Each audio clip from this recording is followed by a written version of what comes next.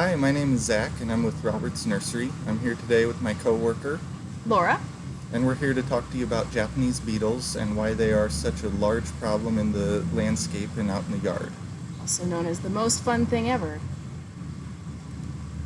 So, Zach, can you tell us a little bit about Japanese beetles, like where they originated and a little bit about them?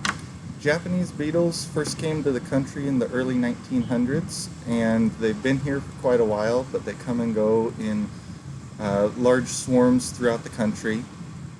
They are actually a part of the scarab family. The adult feeds on the foliage of plants, and the larva feeds on the roots of the lawn or the grass around the landscape. So, what should people look for when you say that they feed on the tops of plants or feed on the roots of plants? What are some signs that there's been beetles there? From a distance, it's going to look like the leaves are browning, but if you get up close and look at the leaves, they are skeletonized and look a little bit like a screen door. They like to go after fruit bushes, buckthorns, roses, birch trees. Those are some of their favorites to go after. Will you notice anything in the grass with where the grubs are living?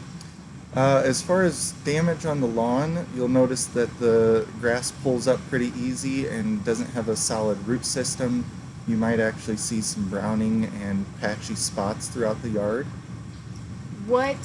So I know that we have a picture up here, but can you describe what they look like a little bit so that people will know exactly what to look for? So the grubs are pretty easy to notice if you're doing landscaping and pulling up some grass for a new bed. You'll see a white little worm. The beetles are flying around the yard this time of year, and they don't have much of a sense of direction, and they come in a swarm.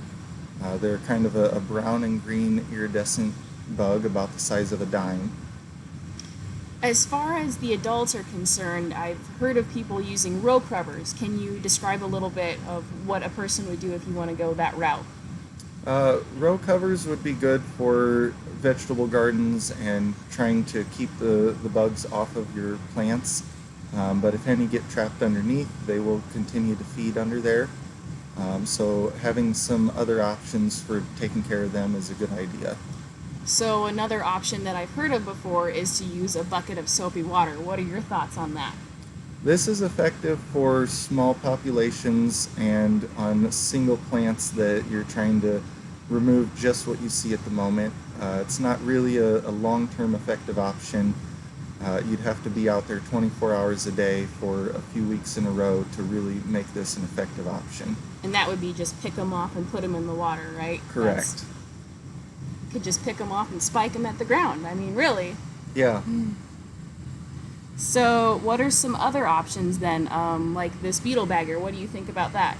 The beetle baggers are a good option if you live in an area where you have a lot of open space and you can put the bag far away from any of the landscape material they go after. It's not really a good option for close neighbors with lots of landscaping. That tends to draw them too close to their food source. So you want to have a good 50 feet away from any plants that they're going to go after. Okay. So far we've talked about a lot of controls for the adults. Now there are controls for the grubs as well. So if we could talk about the life cycle for a minute and kind of help people understand that there's also the opportunity to kill the grubs before they even get out of the soil.